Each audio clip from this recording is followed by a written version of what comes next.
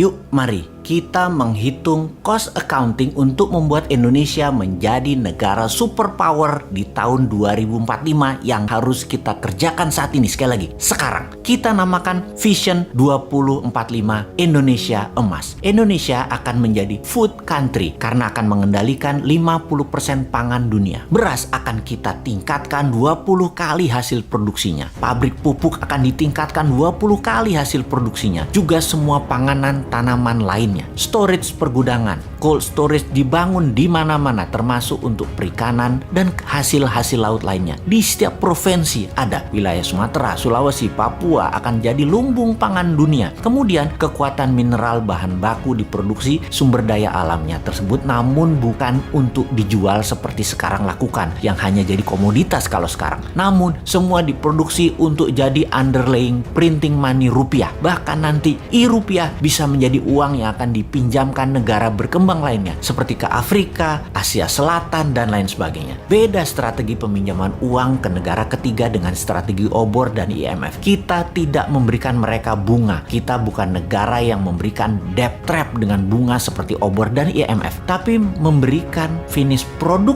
yang mereka buat untuk Indonesia dengan harga 20% lebih murah untuk produk dan bahan yang Indonesia tidak bisa produksi. Lebih elegan cara kita. Namanya juga New Mind. Lalu kita akan menguatkan kekuatan armada perang kita dengan 4 angkatan perang dengan kekuatan laut didahulukan. Armada laut dan transportasi laut Indonesia akan menjadi terkuat di dunia karena akan membangun kapal mulai dari kapal nelayan hingga kapal kargo, mother vessel hingga kapal perang. Kita akan kembalikan kekuatan kerajaan Sriwijaya dan Majapahit. Ditambah mata elang, kekuatan pesawat udara jarak pendek di mana Indonesia akan memproduksi pesawatnya Pak Habibie. Lalu kekuatan Space Army dengan satelitnya ada di mana-mana. Lalu kita akan membangun infrastruktur jalanan, rel kereta api, pelabuhan kapal laut, terminal bus, dan truk kargo untuk mobilisasi produk dan manusia termasuk memproduksi kendaraannya. Lokal kontennya harus mendekati 100% semua proyek ini. Dan ada sebuah hal yang penting lagi, yaitu membangun 10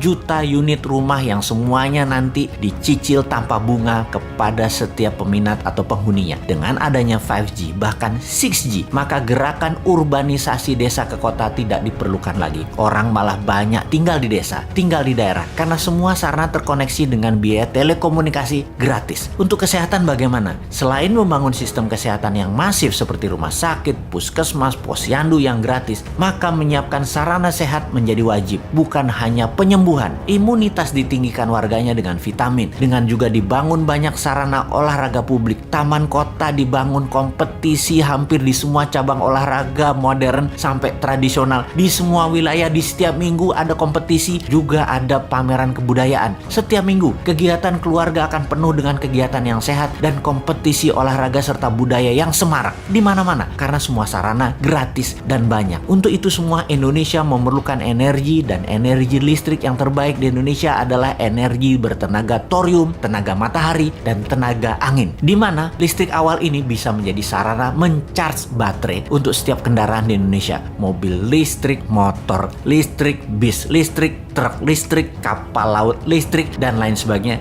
Hingga power plant tenaga batu bara yang merusak lingkungan itu akan hilang dalam 5 tahun ke depan. Cost accounting ini mohon ditambah lagi ya sahabat. Capek juga berhalu sendirian. Wahai sahabat New Mind, halunya dilanjutkan di komen Anda di bawah ini. Tenang, uangnya ada. Pastinya bukan pakai hutang negara lain ala janji suci yang lalu ya.